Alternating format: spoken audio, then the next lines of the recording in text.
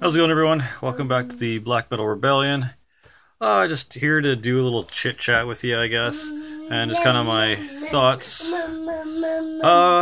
It's kind of about being a musician and kind of where my stance on it is, being about 32 years old, and basically trying to be a musician and be in a band and do that kind of thing since, oh god, probably since being 16 or so in high school. First, I just kind of started learning the guitar, and I had a Yamaha as my first guitar, this kind of sparkly purple thing that my dad thought would be a great idea to get. He woke me up that one Christmas playing, I think, Iron Man or something like that on it to let me know that he actually bought it for me that Christmas. But so that was kind of neat. But anyways, so yeah, I just kind of started learning on that guitar how to play, and kind of eventually formed a band, I guess you could say, with my two cousins, Brett Albin and Brandon Albin. Brett was, I think, only about 6 or 7 at the time, and he had this small little Mark II drum kit that had a kick drum and a snare drum and one cymbal and one tom, I believe. So it wasn't very big. He was self-taught, so it was kind of neat. And yeah, so him and me and his older brother Brandon started the band called Green Ice Cube. Basically, it was kind of like this emo pop punk kind of band that used riffs that were kind of akin to Sabbath and Green Day and stuff like that. And it was alright, I guess. We made a few songs like the K Anthem and Antics and the New song, which ended up being called the Nuru song, just because that's how we ended up pronouncing it for fun. And then eventually we changed the name from the Green Ice Cube to Kire, or Kire, depending on how you pronounce it. It's K-I-R-E, so it's funny. The reason why it was spelled that was because basically we wanted to call ourselves the Cure, but that was obviously already taken by that alternative kind of goth rock band or whatever they are. So we're like, damn, we can't use that. But then our genius young drummer, Brett, or as we called him, Frets, the drummer, because he would always ask us what those metal things are on the guitar. He's like, well, we can call it Cure if we spell it like this. And then he held up a little paper with the backwards K, and then the I and the R and the E. And the E was like in the shape of a European money symbol, so that was kind of neat. Yeah, so we ended up calling ourselves Cure. We played some kind of pop, punk rock. And then we just slowly but surely started working on some songs. We ended up recording 2 demos, one being called The K, another one called Better Than a Kick in the Pants, which is, it was kind of true. Like, it wasn't the greatest recording. It was basically just the best live performance we could get off of each instrument, and then take from there. And it was, it wasn't great, but hey, it was better than a kick in the pants, right? So that's what we called it. And then we eventually came up with some more songs and made the Just a Kid maxi single, which a couple of other songs eventually made it onto. So yeah, we recorded that, and then we eventually moved on to record our first album, being The Quest for Eternity. And we were, the whole band was about writing kind of youth-themed songs about being a kid, living forever, having immortality, and trying to, live a normal life and high school life and senior public life. And for those who don't know, senior public was a school that was grades 7 and 8. It was like a transition between like kindergarten through grade 6 to high school. So it's like through kindergarten to grade 6 was one school, and then they had the grade 7 and 8s in another school, and then 9 through grade 12 and the Bowmanville High School, which is kind of weird. I know no one else in probably any other country does that, or even any other city does that. It was just Bowmanville that had that weird 3-school system. But yeah, and then our songs involved about basically being young, like I said, getting girls or trying to get girls and failing, getting beat up by bullies, and living forever. And some songs even involved issues like cancer and stuff like that. But that was in another album. But the first album was basically just us being rebellious teenagers and trying to get girls and talking about just kind of silly, youthful stuff like that. And then we released an EP after that called Messages to Marie. That EP was basically about the group getting older. We ended up getting a bass player and replacing Brandon Albin. The bass player's name was Andrew Bond, who went by 008, as in, like, you know, instead of James Bond, his name was Andrew Bond, so instead of 007, he was 008. And then one of the songs was, I tried to incorporate all of our names in it, that being J3, Frets, and 008, but it didn't come out as 008. It came out as JN88. And I'm aware of what, you know, 88 stands for now, but back when we were 16 years old, being, you know, punk rock kids, we had no idea what that shit kind of meant. We didn't know that 88 stood for Hail Hitler. Fuck, why the fuck would we know that? But yeah, so basically it was just me trying to say 008 really fast, and it came out as 88. So his name became 88. And that was cool, because we just didn't know, you know. So we recorded that Messages to Marie EP. A lot of the lyrics on there were Andrew's. And basically it told the story of this one guy finally, you know, getting, you know, finally, you know, going from bitching about not getting girls and trying to get a girlfriend and being cool enough to impress a girl to finally getting a girl and having the relationship not being the greatest thing in the world, and him dealing with all of this hype and excitement about being with, you know, a partner and a girl and getting all excited about, and then finally just going through this long relationship that just ended up kind of eating him from inside, and just how he dealt with it, and just all that kind of stuff. And like each song was kind of like a letter or a message to Marie, so that's what we called it. And yeah, it brought out a lot of issues that we were dealing with growing up and maturing in being a kid, and dealing with finally realizing that relationships and being with someone isn't always fun and games and exciting and, you know, lovey-dovey. And that's what Andrew is trying to express, I think, in his EP.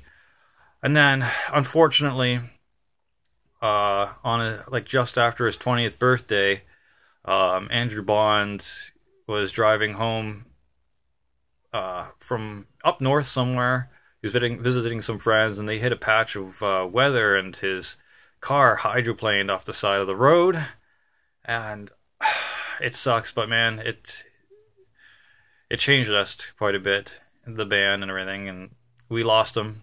He only lived till 20 years, and it hit home with us, but also, you know, helped us mature as young adults and as songwriters, and we kind of dealt with it by still keeping the band and the family. So then it was me on guitar and vocals, Fret's still on drums, and then my sister, Tiffany, she became known as October. She went by that name, and she started picking up the bass position, and we started working on our second album, The Revolution, and it started dealing with more the aftermath of things in life, and kind of still trying to find a reason to fight, and still find a reason to hope, and for things to be better, and just kind of a mourning process. So we ended up writing The Revolution, and there was songs of like Cure for Cancer, because my granddad ended up dying from what I believe was colon cancer. I mean, you can laugh, oh, someone had cancer in their ass, but you know, the seriousness of it really sucks. Like he ended up dying. Bleeding out of your ass and being in pain is not funny. No, well, like I said, the seriousness of it is a lot less, you know, ha. When your inner bowels rupture and your stomach acid leaks into your body, and you have to suffer every day from the pain until you eventually get called in for the surgery, and then the surgery just doesn't work, and then that's the end of it. Like, that's not something to laugh at. So, you know, when my granddad passed, the band really fucking, we were sad. We were fucking pissed that one of our favorite family members died, and we wanted just some hope that there would be like a cure for cancer. So we ended up writing the song Cure for Cancer, and of course we didn't really know anything sciencey or anything like that. So we just kind of wrote lyrics about mourning the fact that we lost someone, and the fact that we as a species should find a cure for cancer so that people don't have to go through that again, lose loved ones. And we kind of tried to end the song on a happy note by going, you know, we are the youth and we'll find the cure for cancer. And that was kind of like how we dealt with things. We wrote songs about it, and we jammed, and we tried to stay hopeful and positive. And yeah, and just kind of went from there. But eventually, like how all my bands seemed to go, ended up just kind of growing apart and doing our own thing in life. And yeah. So eventually Cure ended, and I basically just did my own thing for a bit and made a solo EP called J3 Electric Blues.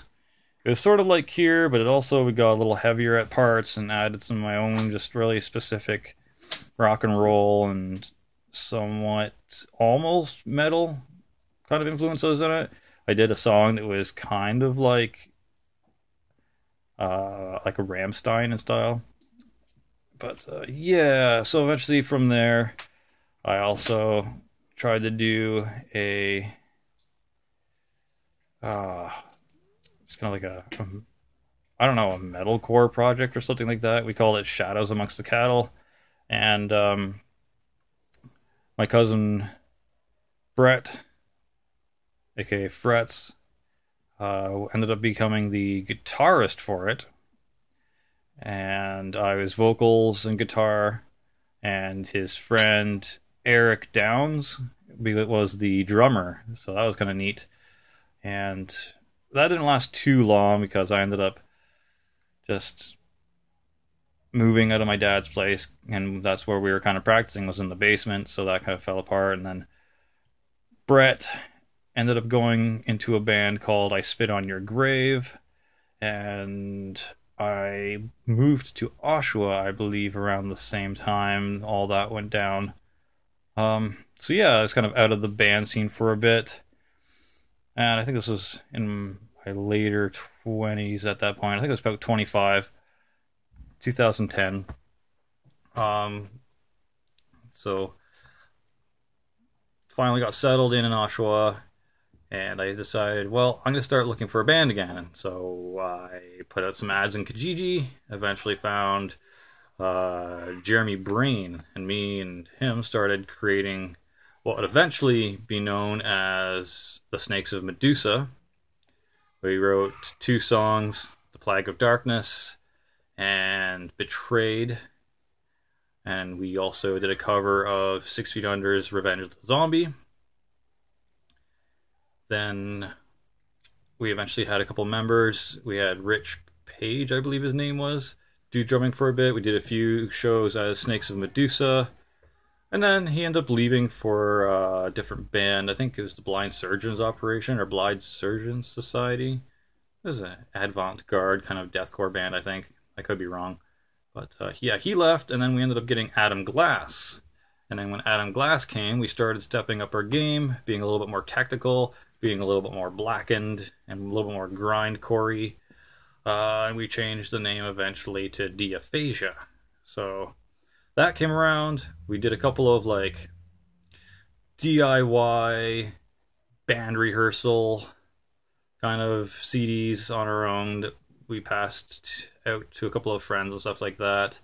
Did a couple more shows as Deiphagia, and we started, doing our own stuff in the rehearsal factory in Oshawa, and we did a lot of like really cool things. Like we did the Ontario Death Fest that was in Toronto. We opened up for Anal Nathrak's first North American tour. The guys from Anal Nathrak even borrowed one of the heads from our guitar cabinets and stuff like that because theirs crapped out. And our singer, Jeremy Brain, even got to share a beer with the lead singer, so that was kind of cool. And then, things just kind of went the way they normally do for me. Just kind of started having like internal struggles in the band and just money issues that seemed to come up for God knows whatever reason. I don't really care about the money when it comes to things. I just like writing music and having fun time doing so. But yeah, there just seemed to be some sort of money issues with the rooms and our people that were trying to share the rooms with us bailing and causing just more stress than we needed. And eventually things came down to us not finishing the demo that we were trying to work on.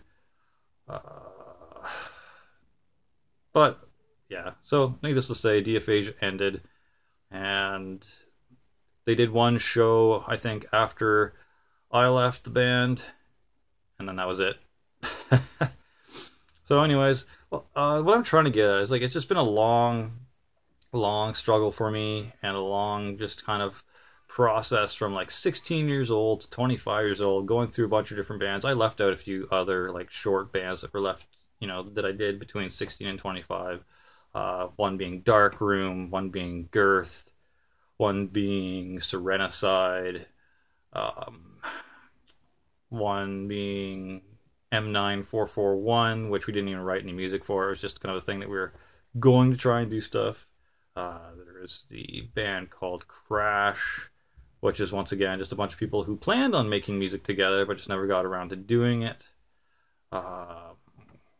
There was White Crow that ended up being Crow X. I think we wrote like a 1 or 2 songs on like keyboard and guitar, and then that was it. We never really wrote anything else. There's also the band Death on Our Minds, which was Doom when you spelled it out. That was a project that me and Andrew were doing before we actually started doing another album with Kire. But yeah, that didn't really work out so well because our singer Sabrina Crookshank never really showed up for practice. So,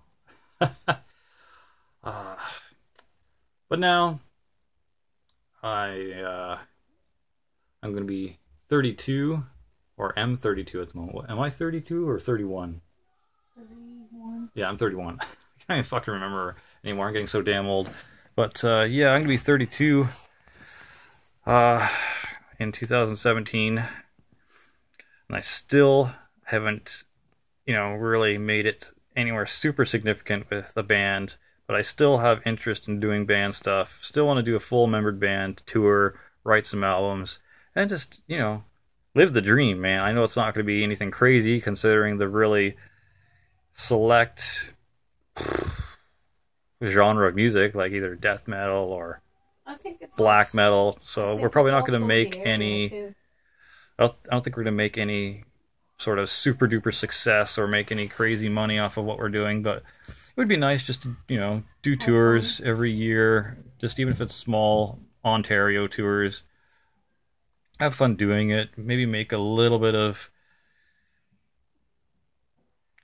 side cash or whatever. I don't know. I don't really care about that. Just be nice to actually have people want merch and want CDs from us and actually enjoy the music we create enough to, not just have our merch and shit sit on the shelf for years or whatever. But I don't know.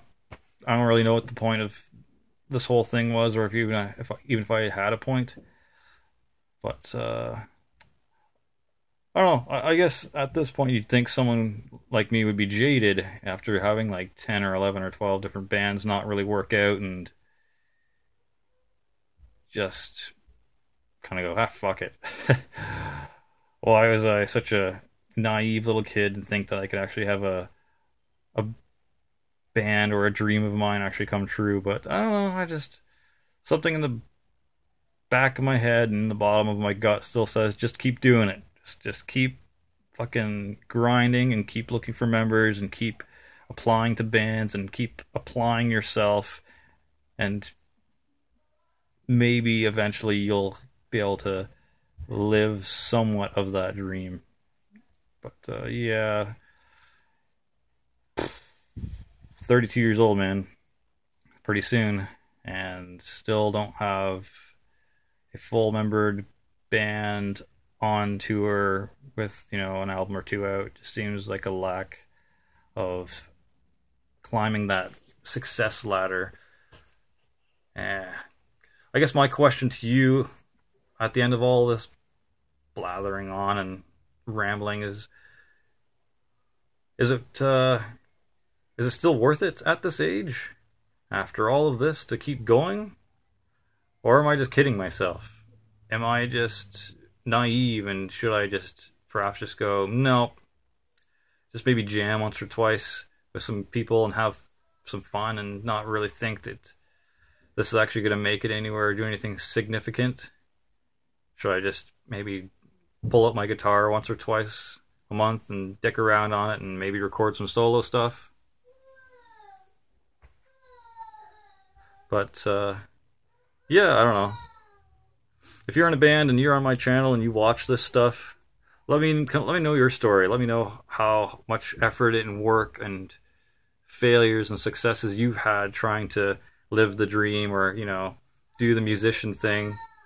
And let me know how people view you as a, you know, struggling musician.